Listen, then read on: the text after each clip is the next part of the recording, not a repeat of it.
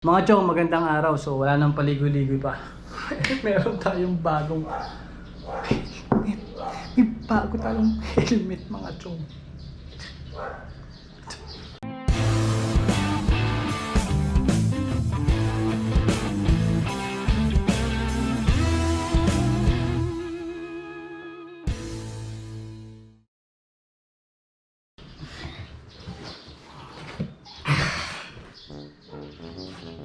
Yeah! So, SMK. First time ko nga magkaroon ng SMK, so wala pa akong any information about dito. So, syempre, i-google natin yan. Huwag tayo magpanggap, no? So, una natin kakalamin mga chong, ano ba yung laman ng loob ng box? You ready? Let's do this! Ito muna ha.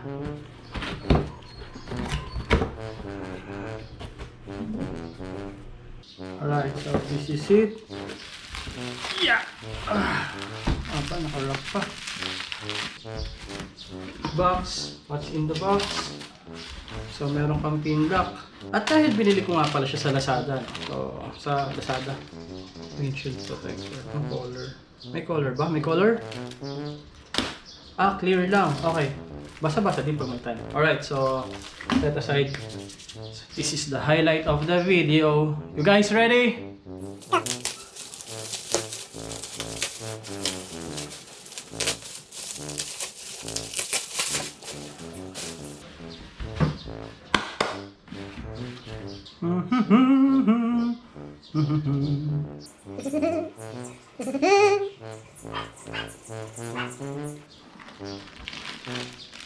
Siyempre may tag. Diba? May tag. Yung laman ng tag. So merong SMK na keychains. Keychain, okay? Set aside. So meron kang SMK stickers. And what is this? Ano pa natin? So, another SMK Chinese. And SMK manual. So, blah blah blah blah blah blah blah. Alright, set aside. So, what else inside? Nasa loob. Nasa loob. At meron pang SMK. Ano to? Ano to? Pin lock. Okay. Naka. So, alright, without further ado,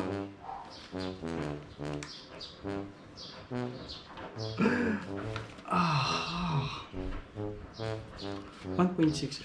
Yeah.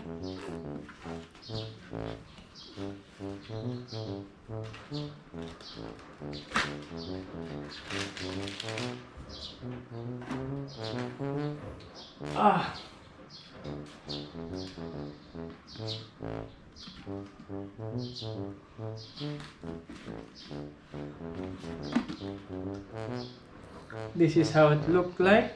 Sa harap, sa gilid, at sa likod, sa kabilang gilid, at sa ibabaw. Alright. Sa ilalim, tanggalin na natin to. Yeah. Alright. So hindi siya naka double D. So naka quick release strap siya. So at meron siyang emergency removable chains. So SMK branding. So mukhang reflective to sa gabi, no? Tapos yung brand, syempre model. So ang nakakapagtaka dito, since carbon kasi siya, ang nakakapagtaka bakit 1,650 yung weight niya despite of carbon materials. So, on my observation kasi, ang laki kasi ng shell. Kaya siguro tumimbang ng ganun. Well, tignan natin na mabuti.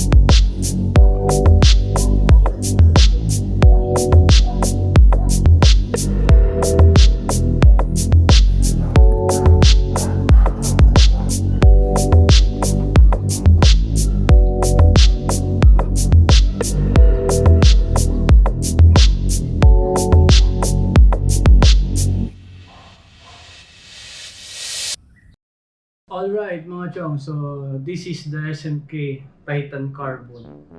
Titan Carbon. So take a closer look guys. So meron siyang aero vent sa harapan, sa ibabaw. So pop up yung design. Then all the way papunta sa likod. Papasok din yung hangin. Bali, papasok din yung hangin dito. Shhh! Papasok yan. Ikot dito sa loob, lalabas sa likod. Yan, at meron din sa harapan, syempre. Alright, so dual visor design. So, ito yung design na ginawa doon nila. So, instead na yung iba na bababa, ito dipindot daw. Dipindot. Yun. So, pipindutin mo lang itong part na to. Kasama yung visor. Yan. Alright, so dual visor. Kapang. Dito sa gilid yung lever ng dual visor niya. So, ang size ito, medium. Medium yung kinuha ko. Well, meron din siya design for eyeglasses. So, pwede mong, well, katulad ko na napakalabo ng mata at hindi makakapag-read ng may salamin. So, eyeglasses friendly siya. So, yung interior naman, so removable. Siyempre, kung hinayang lang, hindi naka-double. Pwede naman natin pa-double dito. Come on. Alright. So, siyempre, detachable panels. Tapos yung loob niya, yung interior niya, maganda, hindi madaling madudumi. Actually, una ko napansin yung SMK kay sa mga Dingdong riders since nagkaroon nga ng sponsorship ang Moto World kay Dingdong sa mga Dingdong riders niya. So doon ko first time nakita yung SMK. So ang weight niya 1,650, nakakapagtaka, di ba? For carbon fiber na helmet, kasi usually talaga ng mga carbon fiber na helmet nagre-range ng 1,450. So, on my observation kasi, ang laki ng shell niya kasi, kaya siguro bumigat. Kaya siguro ganun yung weight niya. Ngayon, fitting time! Alright, fit natin syempre.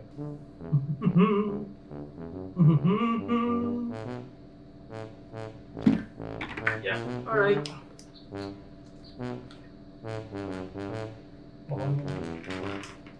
Holy moly! Oh, wow! That fits. Oh my god, that is perfectly fit on my head. It fits! Alright, so kamusta may glasses? Oh wow!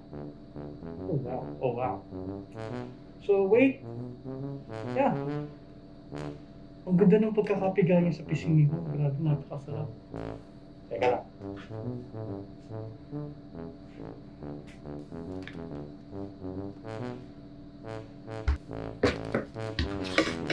Alright, syempre hindi ako makukontento ng ganun-ganun lang.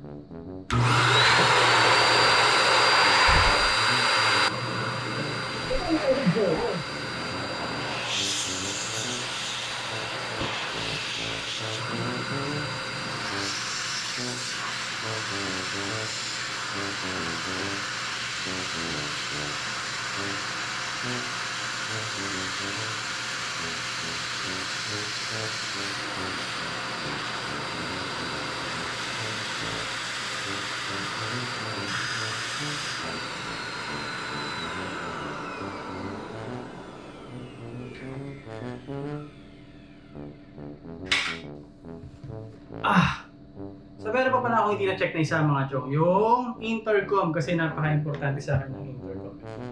So, yeah, so check natin yung loob niya kung may intercom kung meron bang intercom na slot na prepared. Alright mga chong, meron mga chong. So, nandun sa loob merong slot ng intercom. So, syempre presyo magkano? Price niya is 7.8, nakuha ko sa Moto World. Nataon ng Lazada 6.6, so nagkaroon siya ng 20% off, so umabot na ng mga 6.3 kasama yung shipping. Next na i-check natin ay yung wind noise, pero since gabi na,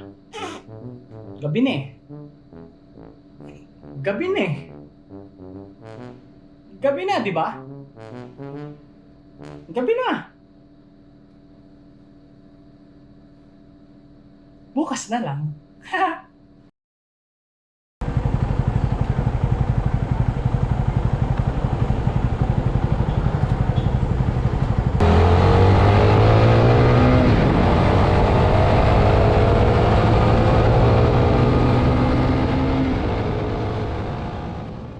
Ang SMK ay line ng helmet na design sa Europe na produce naman ng Studs Accessories na nakabase sa India. Ang Studs Accessories ay founded way back 1973. At nung nag-decide na silang mag-global, pinangalanan na itong SMK. Yun nga yung pangalan ng founder ng company. Now, para sa presyong 7,800, sulit na. Ang angas carbon low deluxe. At as of the moment, ito na yung pinakatahimik na helmet na nasubukan ko. Medyo nagulat lang talaga ako sa weight niya. Pero at least pogi pa rin ako. Well, alright mga chong, thanks for watching. See you on my next videos. Yeah.